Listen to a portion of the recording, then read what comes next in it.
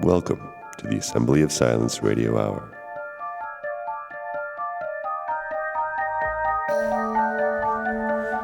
And we're back. So I'm going to try and start each episode with a little bit of housekeeping and make a little pitch. If you find these broadcasts to be worth your time listening to, I hope you'll go and support the effort. Patreon.com/TaijiReality, TaijiReality, if you want to materially help. And if you just want to kind of give us a little boost, apparently they say it makes a huge difference if people give a review on iTunes, or is there some sort of rating on iTunes? I really need to get this together, don't I? Yeah, promotion has never been my big thing, you know? And I think I'm also going to talk a little bit about the podcast at the beginning of each episode, because I'm learning a little bit more about what I'm doing as I'm doing it. And what I'm discovering is that the freewheeling attitude towards conversation has its benefits and its drawbacks. But I think that the benefits outweigh the drawbacks, even though it's maybe not as concise and thematic as I'd like it to be, and things are a little bit haphazard from time to time. The unexpected keeps coming up. And in some respects, that unformatted way of going about doing things is exactly what we need, because my overall sense is that most people feel that we're in a period of crisis and that we're heading into a greater crisis. And I share that concern. So the way that we've been going about doing things, trying to kind of direct it, and in particular when it comes to discussion, public discussion, the idea that we have to have experts guiding us, that there needs to be a set of achievements that have to be accomplished before we can seriously consider what anyone has to say. I think that these are hurdles to some of the most interesting conversations.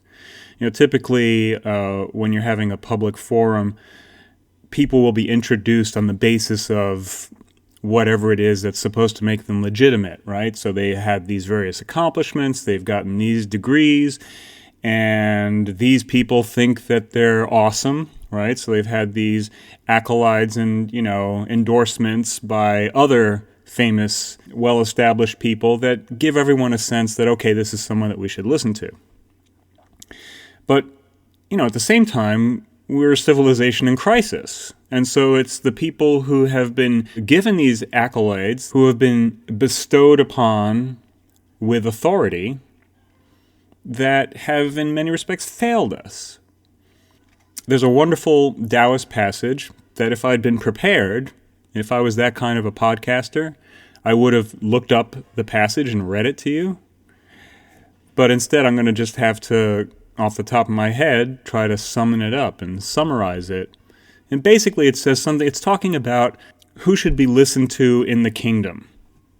It's making a set of distinctions about a good period of time where governance is enlightened and a more problematic situation.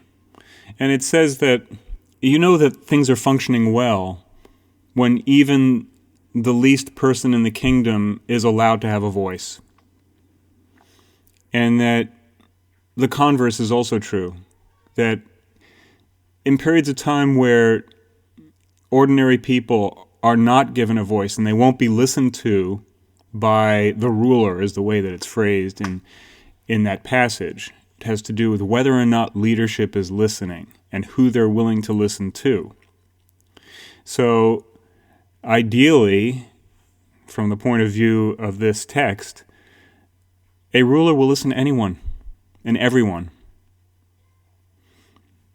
And you know that things are messed up when they won't. So obviously, you know, that's maybe a tangential thought when it comes to the assembly of silence. I don't imagine that we're going to have any leadership listening.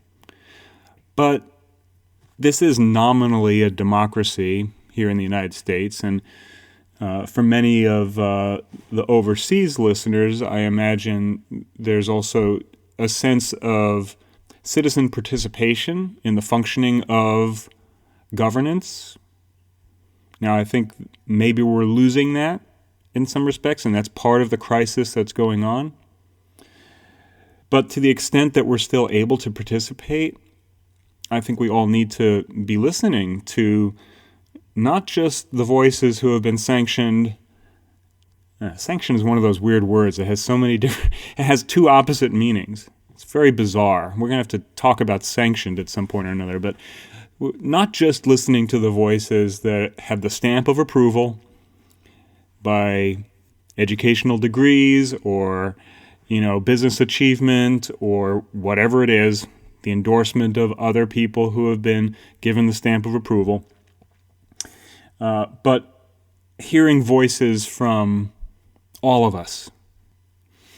So I'm realizing that that's a big part of what this is about here too, because I find that the most interesting people are people who I've never heard of in the public discourse.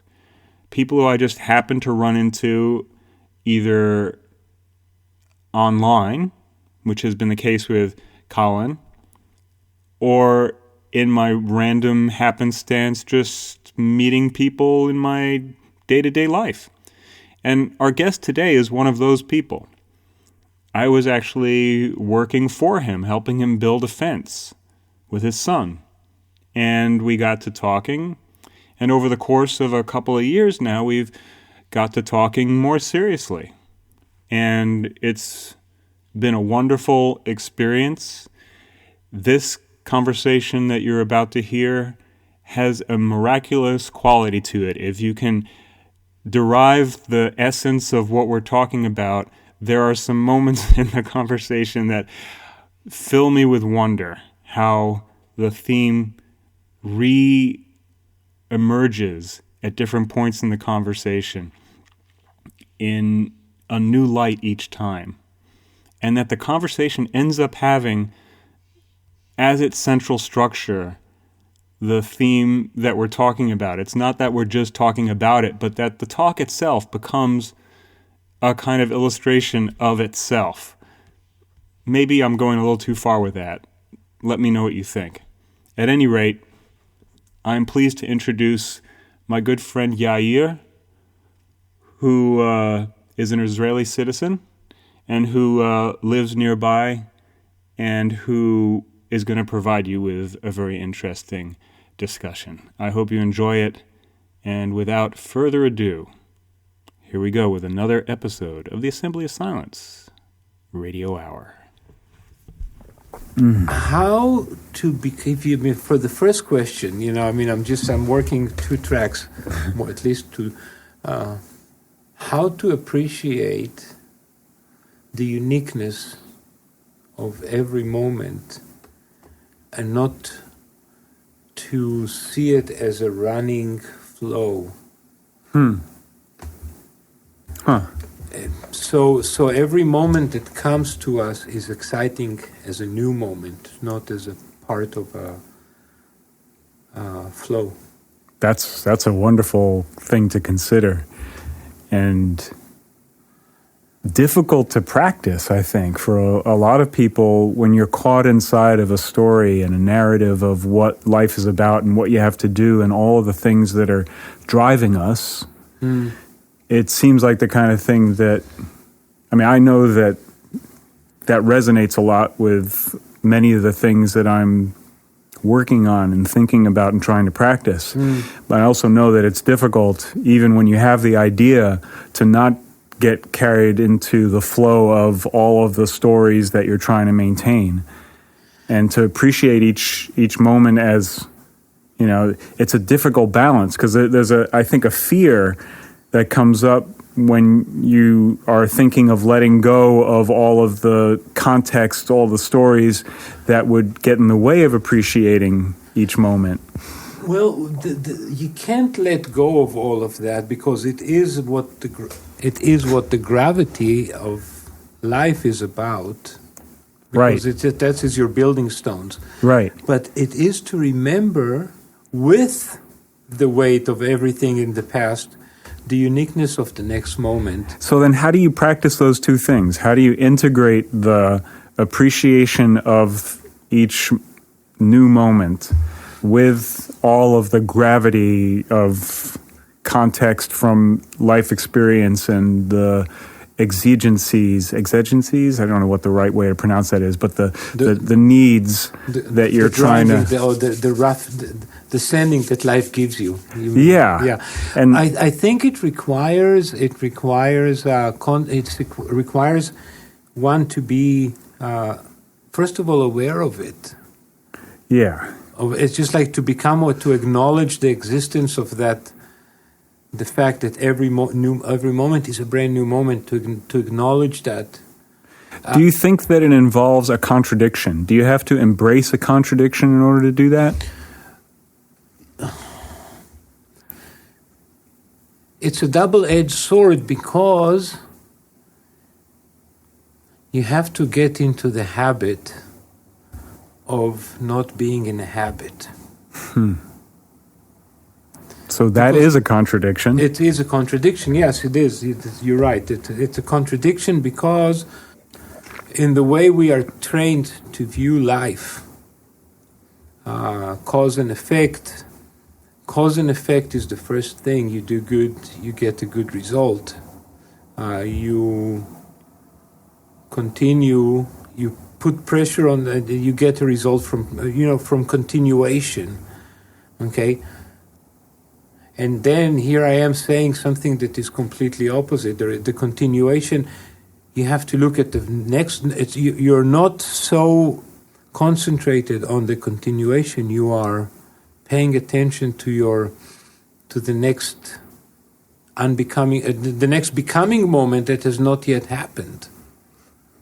So it is like, in a way, it's like it's a very difficult task, and I don't think it is easily achieved it's not an achievement that you want to put as a goal for yourself if you want to feel good with yourself, because you will be more time finding that you're not there right. than you're actually there. Right.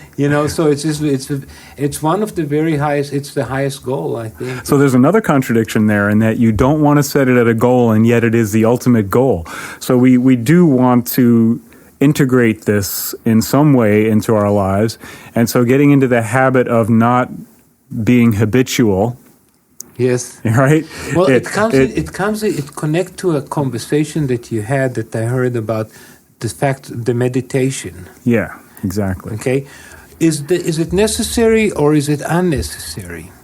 Okay. Is it something is it for an achievable goal, or is it to survive the next breath? I heard one time a conversation about a Buddhist who produced a movie, the film about Tibetan monks who wanted to bring a TV set to their monastery to watch the World Cup. Interesting. And it's just like and the whole story is just like about these two kids that are going from one monastery to the other, because that's the way they deliver things. And they don't come back because they get stuck in a football game and they don't want to leave, and it's just like, how do you deal with that? So they asked him, how do you, as a Tibetan monk, connect with the new technology and producing a film, and he said it's like, how is it coming together with your meditation? And he explained that when you film, when you do a movie, you shoot a lot of footage. You have 10 hours of footage, and then you have to what you call it when you editing. Mm-hmm. You have to edit it, and you come up with 2 hours or an hour and a half of movie that tells the whole story. He said that's what meditation is basically about. At the end of the day, you have gone through those several hours awake and dealt with life, with everything that comes to you.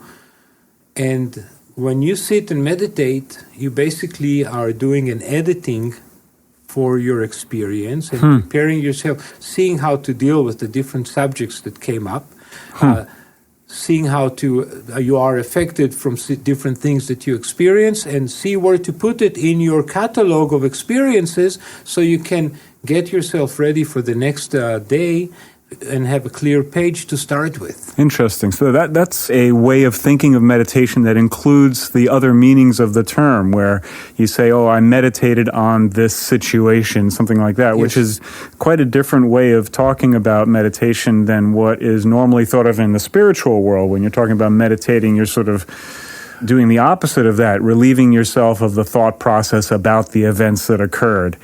And that could also be part of a story, like there's a bunch of stuff happening and then you're sitting and trying to balance the mental activity of being engaged in all of that. Maybe that's kind of like an ordering process. It's like clearing things out and getting, it makes sense that would be the best way to order things, by relieving your connection to them and letting them be what they are. Yeah, and then you don't have to carry them as unknowns or unresolved. They're categorized and you move on. Now that's a very disciplined way of life. Yeah. And we not all have that discipline installed in us in the age of learning. Right. Okay, most of us are, shut up and kids, be quiet, don't bother me, don't tell me.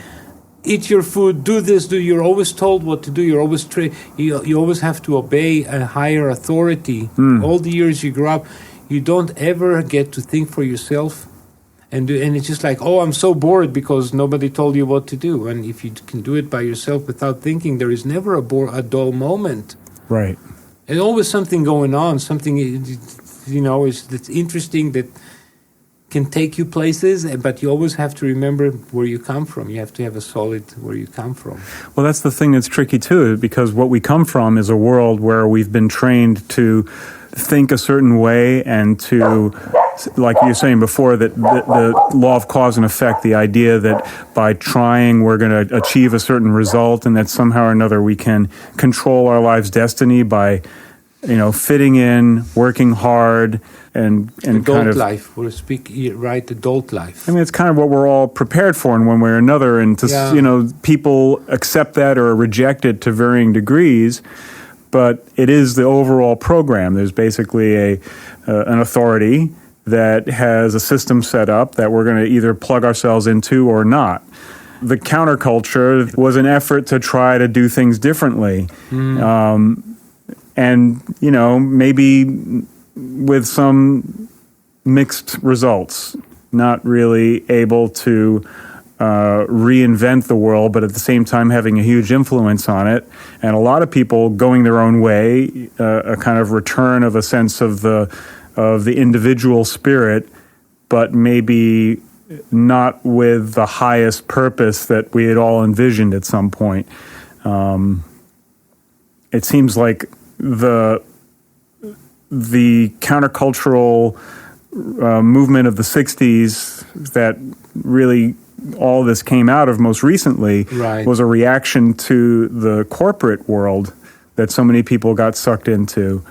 And yet it's been said many times that a lot of the hippies and people who rebelled against that ultimately ended up going back into the corporate world anyway. Because the corporate world has some sort, it's sensible. It's an order.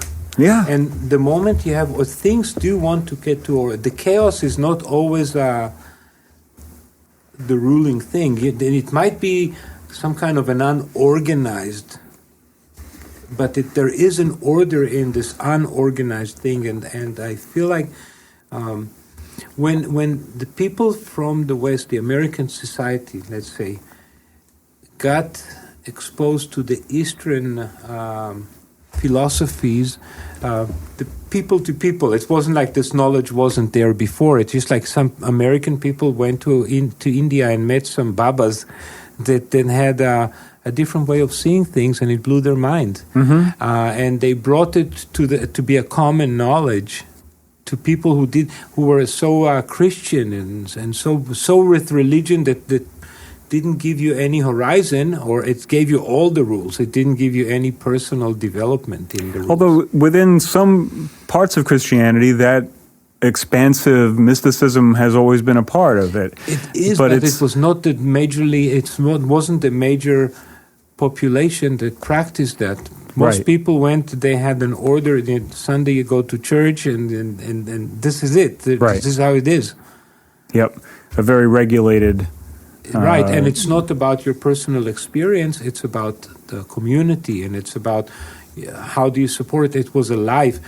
It's only in the 70s and 80s that people started talking about what's my personal experience out of it, what's in it for me. And meditation is a lonely practice. Right. It's not so you can sit with other people and in a room and meditate in the same space, but basically when you are the one in your own mind. Right. Yeah, no one's really going to help you in there. No. You have to undo the knots yourself, or do the knots yourself and to undo them afterward. So the tension between the aspect of this type of practice that's selfish in the sense that you're taking time for yourself and you're exploring your own internal terrain, and the selfless aspect of spiritual practice, there seems to be a problem there quite often. It's how you meet with the community. Yeah, so then it's back to what is it that happened to Christianity, and why did it end up being so restrictive, where so many people were boxed into things that didn't give them a room for their own personal being? Is that just a reflection of the industrialization of the world, or is it something that happens within organizations of people no matter what? It seems like that kind of... I think in every reality, every individual has their own personal experience. The question is, how are they allowed to relate to it? Right. Is it going to be with guilt, or is it your inherent right to have personal experience? Right. Or is it something that you have to be thankful for? And to what extent is the group that you're in going to encourage you or discourage you in exploring that terrain? Right? And it seems that a lot of the traditional organizations within U.S. society, both in religious domain and also in just the social domain of ordinary secular social interaction, and in the business world and all that kind of thing, a lot of that was discouraged. It was a relatively superficial way of going about interacting, but not across the board. There are definitely some bright spots. Well, we do live in a good world. We have that's an interesting... We have quite a lot of freedom. We experience now a tremendous amount of freedom of choice. Here in this West Coast America. It's a... There are boundaries. There are boundaries, and there need to be boundaries, because, like you were saying before, chaos. You can only have so much of that in any situation before it becomes unmanageable. You just can't. Exactly. So that's true, but it's also. I've heard some people say things like, "Well, when it really comes down to it, the choices that we have are all about how we spend our personal life." Yeah, personal life and purchasing decisions. Purchasing that's one. And once you purchase, it's purchased, and then you obtain it, and then you don't have to think about it anymore. You're free. You can purchase your freedom. So is that why we became a disposable culture where we're consuming things because in each act of consumption there's a little bit of freedom there because we're sort of free of the object once we possess it. Look at how look how many cigarette people smoke. Yeah. They're not that expensive. but each cigarette you smoke is a one-win. Is a one-win. But it's also further slavery. It enslaves you more in the long run, yeah. Right? It's just like it's freedom and slavery at the same. It's a double-edged sword in everything. So it's symbolic freedom. It is symbolic, and I think our metaphoric life is a lot more valuable to us than our actual life. Because we pamper ourselves, and for that reason. Because the metaphors last for a long time, a moment is a goner. And because of that metaphoric reason, to begin with the subject, how to maintain the uniqueness of each moment, metaphor disturb that uniqueness of each moment because they set you a set picture, a finished picture. So in a way, you could say a metaphor is an effort to extend a unique moment beyond its lifespan. Yes. That's brilliant. So on another level, then the freedoms that we have, if we're relying upon metaphor to exercise them, they're not real freedoms. They can be freedom or they can be enslavement, but it is our freedom to choose whether to do them or not to do them. Right. and it's just like there is a short-term effect and there is a long-term effect. So you could say that every time you exercise the choice to engage in one of these metaphorical freedoms, you're setting the conditions of your slavery. Yeah, that's what karma is all about. And that's why it's dealt with in such careful manner with people who dive into understanding what karma is, because every blink of an eye is a karma in a way, you know. Right. You know, what if you hit a molecule of I don't know what with your eyelash? And it created a tumbling effect, or a butterfly effect on wool. Sets the universe spinning. Yes. So it's just like that's how delicate it is in a way. So that's why great care has to be taken in every moment. Yes. And that would be another reason to practice what you're talking about here. To acknowledge that the fact that it can be practiced, even to acknowledge that. Because to practice it is difficult because the moment you decide to practice it, you haven't. Right. So but it's just that's a double-edged sword because that metaphor of practicing it. But how could we ever be led to getting to the point where we could practice it by not thinking about it, by not engaging in it if we hadn't thought about it beforehand? We have to die. We have to. And the Sufi die with each exhalation and is born with each inhalation. It's a state of madness. It's not a functional state. But in some respects, it's the most functional state. If you're very refined, if your intentions are very pure, and again, so it's really to an individual interpretation. Right. It's so dangerous too. Because it can put you on a very high. You can think that you're standing very high where your piss doesn't stink anymore. Right. It's like. So that's like the sattva guna. Are you familiar with the gunas? No. So I believe this is a Hindu way of breaking things down. There are 3 modes of material nature is what guna means. There's rajas, which is desire. So the modes of material nature can be motivated. Things will occur because of desire. Okay. There can be tamas, which is ignorance. So things will be set in motion by people just not freaking knowing. And then there's sattva, where it's kind of like the enlightenment impulse. So the desire, it's kind of like a subset maybe of rajas, because it's kind of a desire to transcend the desires and ignorance of the world to a higher level. Yeah, and it's also seen as one of those material modes of nature to try to free ourselves from it. It's not a battle that to be won.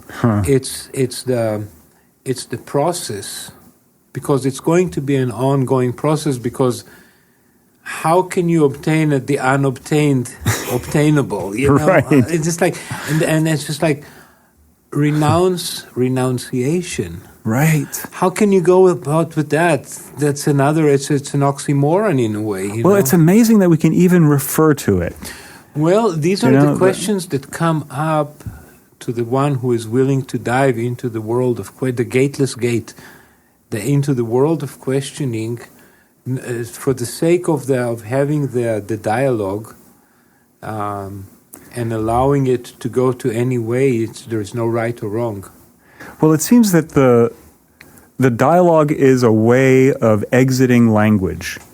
That on a certain level, what we're really trapped in, because of metaphor, language itself is fundamentally a metaphor, right? Exactly. And so we're trapped in a narrative that we use as the bread and butter of our life, because we're social animals. We have to communicate with each other. Language is everything to us, and this is something that fundamentally punctures the veil of language and gives us an opportunity to experience existence that breaks all the rules of language.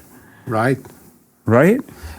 And that's where it's like, when you sit and meditate, you basically overcome the sound barrier. But the joke is on you, because you can't share it with anybody. Well, that's the funny thing. That's the whole idea. That's where we become confused, because it's exciting and yet it's not. But why do we feel that we need to share it in order for it to be complete? Because we are social. We're social beings. We're social. If Yeah. you saw the movie Back to Nature, or Return, about this kid who is going to the furthest point, and basically at the end he dies, and he says, "Joy is pointless if you can't share it with anyone." Okay. Yeah, I wonder if that's really true. I mean, on some level, everyone feels that way, right? So it's true in that sense. But is it? Well, There is this idea of the sage living out there alone in a cave somewhere and being in bliss. And I know that that's been punctured a number of times. Like I've heard of people interviewing some of those people who will say things like, "This is the last thing you ever want to do." Like, because this is a miserable it's like existence. It's built on moments of excitement that you get. When you search, if you sit and meditate, and you sit there and you are thinking of nothing, okay, which is silly. You're thinking, and little by little, things fall and things fall and things fall, and eventually, if you sit long enough, to where nothing falling anymore, because you are falling, and where this disappears, it's a personal sensation. Basically, you don't even want to come out from that sensation. If you get there, it depends on your capacity. Many don't come out and tell anybody. They just stay there, and you don't know, I don't know, anybody knows. And there's somebody who wants to share it with others to allow them, and they become teachers. They become leaders of people. And it depends what is their capacity to how far they can lead somebody before they get confused and they have to be led out of there, It's that's another danger. That is always a danger. Yeah. And how submissive are the people who are willing to be led? How desperate they are to be led? Or do they want someone who is going... Sometimes my sense is that people who are looking for a teacher like that want to draw the teacher away from that practice. They want acknowledgement in their own reality from the teacher, where the teacher is beyond his own reality. Or they want to believe that the teacher isn't real. In some cases, I think that what happens is the teacher gets drawn back into the world of the story, which is impossible to not do that, because how would you convey? If you're going to be a teacher, you have to come back into the world of language to convey that this is what is possible. And And because it's so threatening to the narrative of the world, there are people within this world who don't really want to believe that that actually exists. And so they will try to find ways to destroy the integrity of the teacher. Well, it's like within the 24 hours that every individual has in the cycle of day, we all have to fill in and empty.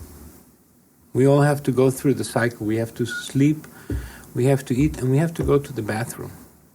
And we have to empty, and we have to sit and go through that act. And it's the in-breath and the out-breath again, yes. Yeah. And that act is what keeps us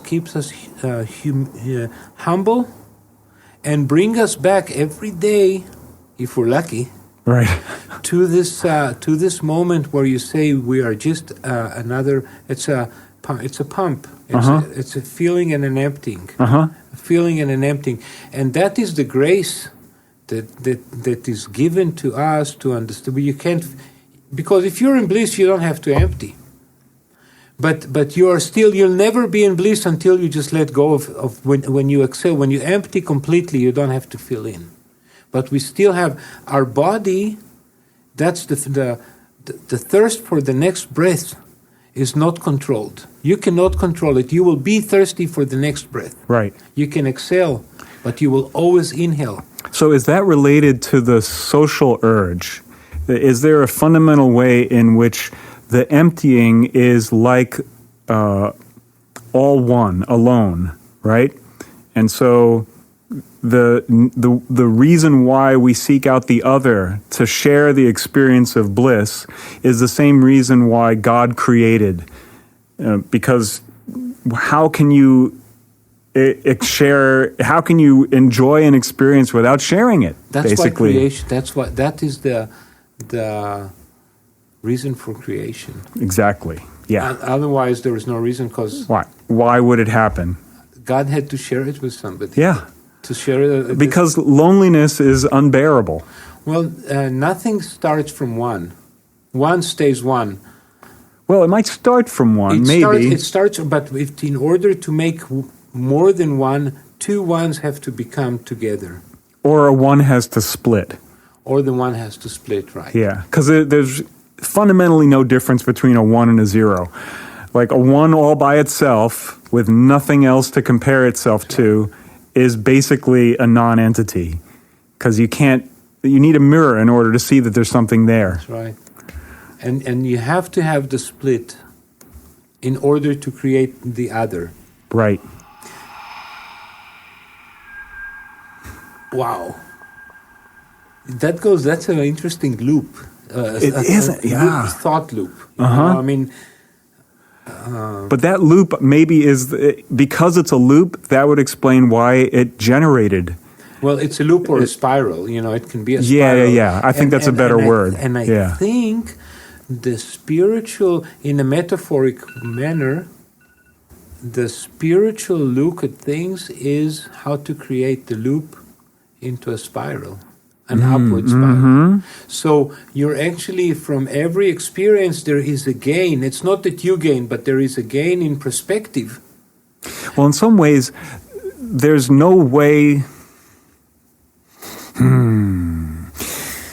I guess there are some loops that are not spiraling. So like an atom is basically a repeated movement. Yeah. That doesn't vary much.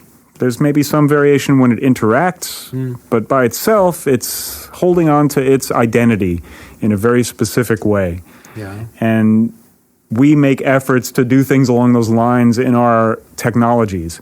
So we try to have repeatable processes that bring about... You're based on that. You got to have that...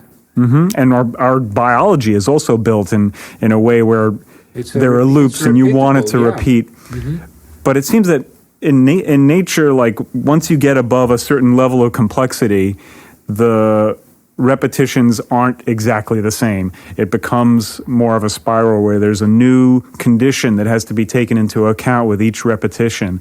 And that slight variation, it's adding up. It's not pure. It's not a laboratory. It's not in a vacuum. There are so many components. There's so many others. Yeah. That influence the motion, and it's maybe not even directly, but there is like you get the result of their existence. So that's the butterfly again. Like each thing which makes its signal radiates out into the cosmos, and with billions of them all doing their thing. Right, everyone is doing. So I think it is a certain level of awareness that you become aware of its existence that can help remind you of the newness of every moment inside of that flow of repetitions. Right. It's holding to a central organizing principle. Right. So you have it's a continuity that relieves you of the story, and yet at the same time it grounds you in being. Wow, I like that. How the thought went around. It was an example of what we were talking about. Yeah. Well, that was perfect. I think we could call that episode number 1. Thank you so much, Yair. Awesome. We'll do this again. Beautiful.